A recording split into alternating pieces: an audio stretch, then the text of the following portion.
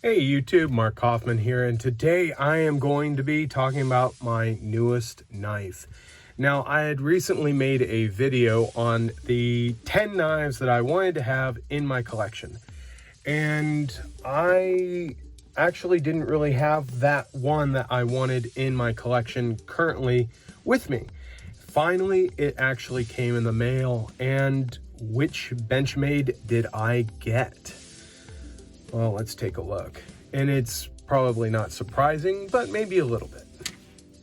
It's a Benchmade Griptilian.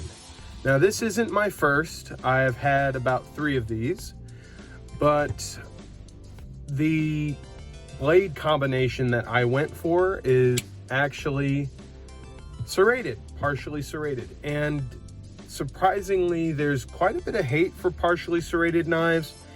And lately, I have found the need for a partially serrated knife.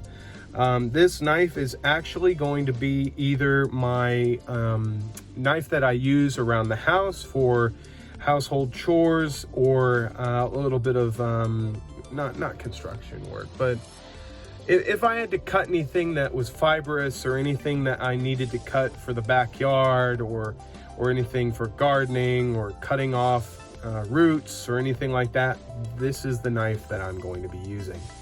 And yeah, this came out great. Still has some lock stick on it, but that will soften up. And yes, it has that Griptilian thwack when you open it, but it really is nice. And I went with the all black just primarily because this is really the only partially serrated with the spider hole model that I could find. I went through Smoky Mountain Knife Works for this one, but this satisfies my Spyderco need for a Spidey hole, while also giving me the need or the use of partially serrated, while at the same time giving me a very robust blade and giving me my preferred locking mechanism, the Axis lock. So this thing is really, really nice. It came perfectly centered, came with no play, no up and down play. It's exactly how a Benchmade should be, which is perfect. The blade grind is great. It's just a little off kilter on the tip, but that can be fixed in later sharpenings. Now, you're probably wondering, how do you plan on sharpening these serrations? I have a plan for those when those go dull, and it involves a Lansky and my own sharpening rod setup that I'm actually going to make. So that'll be an interesting video down the pipeline, but it's not going to be coming out anytime soon. But this is the newest Benchmade in my collection, and this rounds out my top 10 knives, or at least the knives that I'm going to be having in my collection. A few I've already sold off. There's a few that are lingering behind, and it may make my collection a 12 or 11 knife collection. But so far, I am very happy with where my collection is and what I have in it. So that is the knife, and I hope you guys think I made a great decision.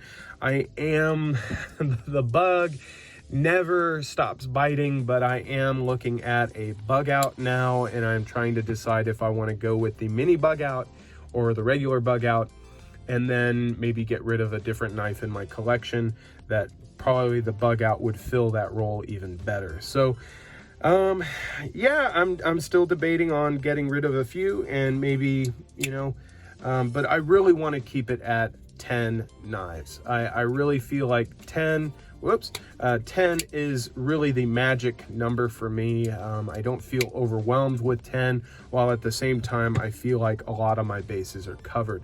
So that is the new knife, guys. So thank you guys so much for joining me on my channel and taking a look at my new Benchmade with me. So that is it. And when it comes time to sharpen those, and while I spit all over my knife, when it comes time to sharpen these serrations, that video will be coming out. I will be probably practicing on another knife just to make sure that that system is foolproof. But till then, I will talk to you guys in the next video. Bye-bye.